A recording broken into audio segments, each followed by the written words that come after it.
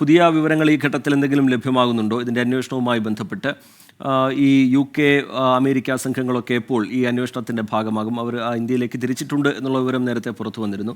അവരുടെ അന്വേഷണം ഏത് രീതിയിലായിരിക്കും, എങ്ങനെയായിരിക്കും അത് നടക്കുക, എപ്പോഴാണത് തുടങ്ങുക, അത് സംബന്ധിച്ച വിശദാംശങ്ങൾ. മറ്റൊന്ന് ഈ ആശുപത്രിയിൽ നിന്നുള്ള വിവരങ്ങളാണ്. അതിൽ ഒരുപാട് പേർ, 12 പേർ ഇപ്പോൾ ഗുരുതരമായ പരിക്കുകളോടെ ചികിത്സയിലുണ്ട്.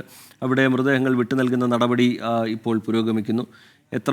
ഏതാണ്ട് ഒരു കൃത്യമായ കണക്ക് ഈ ഘട്ടത്തിൽ പറയാൻ കഴിയില്ല എന്നറിയാം. എങ്കിൽ കൂടി എത്ര മൃതദേഹങ്ങൾ ഇപ്പോൾ കൈമാറാൻ കഴിയുന്നുണ്ട്, അതിൻ്റെയൊക്കെ ഒടുവിലായി പുറത്തു വരുന്ന അപ്ഡേറ്റ് എങ്ങനെയാണ് അച്യുതൻ?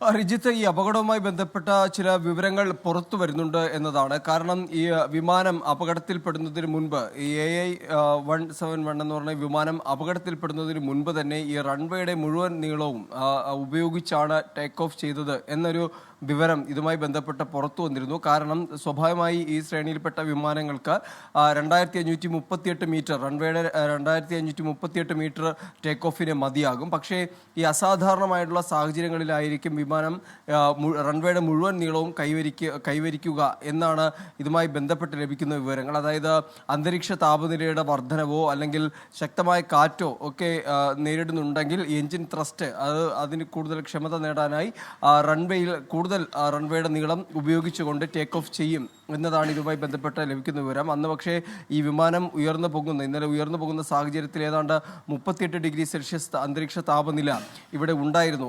അഹമ്മദാബാദ് എയർപോർട്ടിൻ്റെ അവിടുത്തെ അന്തരീക്ഷ താപനില 38 ഡിഗ്രി സെൽഷ്യസ് ആയിരുന്നു എന്നാണ് അറിയാൻ കഴിയുന്നത്. അപ്പോൾ അതുകൊണ്ടായിരിക്കണം റൺവേയുടെ മുഴുവൻ നീളമായ 3500 മീറ്റർ ഉപയോഗിച്ചുകൊണ്ട് ഈ വിമാനം പറന്നുയർന്നത് എന്നതാണ് ലഭിക്കുന്ന വിവരങ്ങൾ. ഒപ്പം തന്നെ ഈ അപൂർവമായിട്ടുള്ള ഈ ഡബിൾ എഞ്ചിൻ ഫെയിലിയർ, തകരാറ് നേരിട്ടതായുള്ള വിവരങ്ങളും കൂടി പുറത്തു വരുന്നുണ്ട്. പക്ഷേ ഇത് സംബന്ധിച്ച് സ്ഥിരീകരിക്കാൻ ഇപ്പോൾ കഴിയില്ല. കാരണം ബ്ലാക്ക് ബോക്സ് ഉൾപ്പെടെ കണ്ടെത്തി പരിശോധിച്ചാൽ മാത്രമേ ഇതിലൊരു ഔദ്യോഗിക സ്വഭാവത്തോടു കൂടിയുള്ള ഒരു സ്ഥിരീകരണം നടത്തുവാനായി സാധിക്കുകയുള്ളൂ. അല്പം മുൻപാണ് ഈ തകർന്ന വിമാനത്തിൽ നിന്ന് DVR കണ്ടെത്തിയിരിക്കുന്നത്. അപ്പോൾ DVRൽ നിന്ന് കുറച്ചധികം വിവരങ്ങൾ ഇതുമായി ബന്ധപ്പെട്ട് ലഭിക്കും. അവസാന ഘട്ടത്തിൽ ഏതൊക്കെ തരത്തിലുള്ള ആശയവിനിമയങ്ങൾ നടത്തിയിരുന്നു എന്ന സംബന്ധിച്ചുള്ള വിവരങ്ങളായിരിക്കും DVRൽ നിന്ന് ലഭിക്കുക. എന്നാൽ ബ്ലാക്ക് ബോക്സ് കണ്ടെത്തി കഴിഞ്ഞു കഴിഞ്ഞാൽ ഈ വിമാനം സംബന്ധിച്ചുള്ള എല്ലാ കാര്യങ്ങളുടെയും ഒരു രൂപം അതിൽ നിന്ന് വ്യക്തമാകുന്നതായിരിക്കും. വിമാനം അപകടത്തിൽപ്പെടുന്നതിന് മുൻപ് കൈവരിച്ച വേഗത, ഉയരം, ഒപ്പം തന്നെ കോക്പിറ്റിലെ ആശയവിനിമയം ഉൾപ്പെടെയുള്ള കാര്യങ്ങൾ, ഈ എഞ്ചിൻ ത്രസ്റ്റ് സംബന്ധിച്ചുള്ള കാര്യങ്ങൾ ഉൾപ്പെടെ ബ്ലാക്ക് ബോക്സിൽ നിന്നായിരിക്കും ആ വിവരങ്ങൾ ലഭിക്കുക. അപ്പോൾ രണ്ടാമത്തെ ബ്ലാക്ക് ബോക്സിനായുള്ള തെരച്ചിൽ അത് കണ്ടെത്തുന്നതിലേക്കുള്ള നടപടികൾ ആരംഭിച്ചതായാണ് മനസ്സിലാക്കാൻ കഴിയുന്നത്. മുൻഭാഗത്തെ ബ്ലാക്ക് ബോക്സ് ആണ് ഇതുവരെയും കണ്ടെത്താൻ. ഈ അപകടത്തിന്റെ കാരണം എന്ന നിലയിൽ 3 സാധ്യതകളാണല്ലോ ഇപ്പോൾ പ്രധാനമായും സംശയിക്കുന്നത്. അതിൽ തന്നെ ഏറ്റവും പ്രധാനം ഇതിൻ്റെ എന്തെങ്കിലും സാങ്കേതിക പ്രശ്നം വിമാനത്തിനുണ്ടായോ എന്നുള്ളതാണ്. അതിൽ തന്നെ ഈ ഡബിൾ എഞ്ചിൻ ഫെയിലിയർ ഒക്കെ ഉണ്ടായോ എന്നുള്ള കാര്യം അറിയേണ്ടതുണ്ട്. മറ്റൊന്ന് ഈ പൈലറ്റുമാർക്ക് എന്തെങ്കിലും തരത്തിലുള്ള പിഴവ് സംഭവിച്ചോ എന്നുള്ളതാണ് രണ്ടാമതായി ഒരു സംശയം എന്നുള്ള നിലയിൽ നിൽക്കുന്നത്. മറ്റൊന്ന് ഈ പക്ഷി ഇടിക്കുകയോ ഒക്കെ ചെയ്തോ എന്നുള്ള ആ സംശയം. ഈ 3 സംശയങ്ങൾ കേന്ദ്രീകരിച്ചാണ് പ്രധാനമായും ഇതിൻ്റെ അന്വേഷണം നടക്കുന്നത് എന്നാണ് മനസ്സിലാക്കുന്നത്. പക്ഷേ ഇപ്പോൾ പ്രാഥമികമായുള്ള വിവരങ്ങൾക്ക് അല്ലെങ്കിൽ നിഗമനങ്ങൾക്കും വിലയിരുത്തലുകൾക്കും ഒക്കെ അപ്പുറത്തേക്ക് ഇതിലൊരു കൺക്ലൂഷനിലേക്ക് എത്തണമെങ്കിൽ ഈ ബ്ലാക്ക് ബോക്സിൽ നിന്നുള്ള വിവരങ്ങൾ നിർണായകമായി മാറും. അതിൽ തന്നെ ഒരു ബ്ലാക്ക് ബോക്സിന് വേണ്ടിയുള്ള തെരച്ചിൽ ഇപ്പോഴും നടക്കുന്നു എന്നാണല്ലോ അറിയാൻ കഴിയുന്നത് അച്യുതൻ.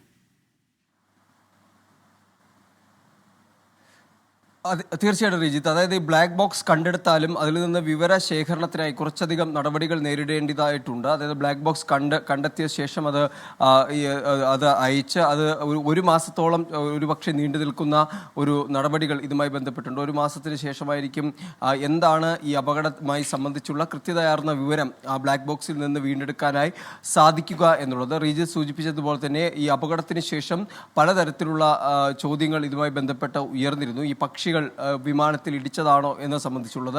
ആ ഘട്ടത്തിൽ പോലും ഈ പക്ഷിക്കൂട്ടം വിമാനത്തിലേക്ക് ഇടിച്ച് കയറുന്ന സാഹചര്യം ഉണ്ടായാൽ കൂടിയും ഈ ഡബിൾ എഞ്ചിൻ തകരാർ അത് സംഭവിക്കുമോ അല്ലെങ്കിൽ അത്തരത്തിലേക്ക് കാര്യങ്ങൾ പോകുമോ എന്നാണ് ഉയരുന്നത്.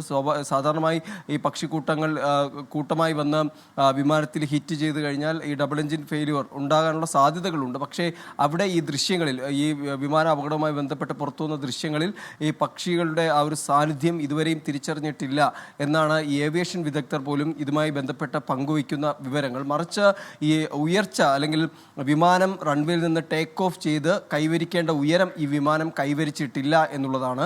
625 അടി ഉയരത്തിൽ വെച്ചാണ് ATCയോട് അവസാനമായി വിമാനം ആശയവിനിമയം നടത്തുന്നത്. തൊട്ടടുത്ത നിമിഷം ഈ വിമാനത്തിൻ്റെ പൂർണ്ണമായിട്ടുള്ള നിയന്ത്രണം നഷ്ടപ്പെട്ടുകൊണ്ട് ഈ ജനവാസ മേഖലയിലേക്ക് ഇടിച്ചിറങ്ങുന്ന ഒരു സാഹചര്യമാണ് ഉണ്ടായത്. അപ്പോൾ അവിടെ സ്വാഭാവികമായും സംശയിക്കുന്നത് ഒരു സാങ്കേതിക തകരാറാണ്. കാരണം കാലാവസ്ഥാപരമായി ഒരു പ്രതികൂല കാലാവസ്ഥ നിലവിൽ അഹമ്മദാബാദ് വിമാനത്താവളത്തിൽ ഉണ്ടായിരുന്നില്ല എന്നാണ് അറിയിക്കുന്നത്. കാരണം ഈ വിമാനം ടേക്ക് ഓഫ് ചെയ്യുന്നതിന് മുൻപ് തന്നെ ഈ പ്രതികൂല കാലാവസ്ഥകൾ സംബന്ധിച്ചുള്ള കാര്യങ്ങൾ വിലയിരുത്തും.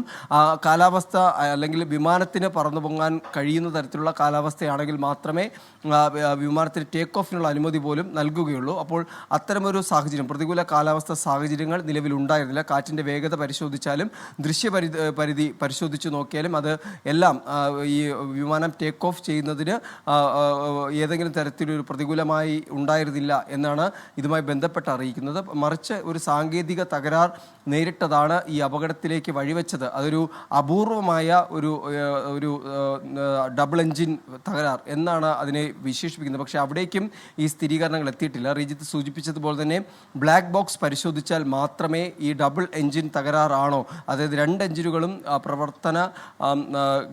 പ്രവർത്തനം തകർന്ന് പൂർണ്ണമായി വിമാനം നിലംപതിക്കുന്ന ആ ഒരു സാഹചര്യത്തിലേക്കാണോ ഈ അപകടം ഉണ്ടായത് എന്ന് സംബന്ധിച്ച് അത് ബ്ലാക്ക് ബോക്സ് പരിശോധിക്കുമ്പോൾ മാത്രം അത്തരം വിവരങ്ങൾ പുറത്തു വരും. എന്തായാലും നിലവിൽ ഇത് ഉന്നത സംഘങ്ങൾ, വിദഗ്ധ സംഘങ്ങൾ ഈ വിമാന അപകടവുമായി ബന്ധപ്പെട്ട് അന്വേഷണം നടത്തുന്ന പ്രത്യേക വിഭാഗങ്ങൾ ഇതിൻ്റെ അന്വേഷണം ഇപ്പോൾ നടത്തുകയാണ്. അതിൻ്റെ പ്രാഥമിക ഘട്ടമായി ചില നടപടികൾ കൂടി ആരംഭിച്ചിട്ടുണ്ട്. ഈ അന്വേഷണവുമായി അല്ലെങ്കിൽ അന്വേഷണത്തിന് വേണ്ട വിമാനത്തിൻ്റെ ഭാഗങ്ങൾ ഈ DVRനൊപ്പം തന്നെ ശേഖരിച്ചിട്ടുണ്ട്. അതെല്ലാം കൃത്യമായി പരിശോധിച്ചുകൊണ്ട് മാത്രമേ എന്താണ് ഇതിൽ ഉണ്ടായത് എന്നൊരു പ്രാഥമികമായ ഒരു വിലയിരുത്തലിലേക്ക് എത്താൻ സാധിക്കുകയുള്ളൂ. റിജിത്ത്.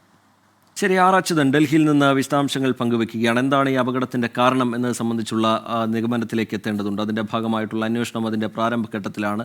എന്തെങ്കിലും ഒരു നിഗമനത്തിലേക്ക് എത്തണമെങ്കിൽ ഈ ബ്ലാക്ക് ബോക്സിൽ നിന്നുള്ള വിവരങ്ങൾ ശേഖരിക്കേണ്ടതുണ്ട്. ഒരു ബ്ലാക്ക് ബോക്സിനായുള്ള തെരച്ചിൽ ഇപ്പോഴും അവിടെ നടക്കുന്നുണ്ട്. ഈ ദുരന്തം നടന്ന ദുരന്തഭൂമിയിൽ ഫോറൻസിക് സംഘത്തിൻ്റെ പരിശോധന നടക്കുന്നുണ്ട്. അങ്ങനെ ഒരു അന്വേഷണത്തിലൂടെ, വിശദമായ ഒരു അന്വേഷണത്തിലൂടെ, പല തലത്തിലുള്ള അന്വേഷണത്തിലൂടെ എന്താണ് ഈ അപകടത്തിന്, ഈ വലിയ ദുരന്തത്തിന് വഴിവെച്ചത് എന്നത് കണ്ടെത്താനുള്ള ശ്രമത്തിലാണ് അധികൃതർ.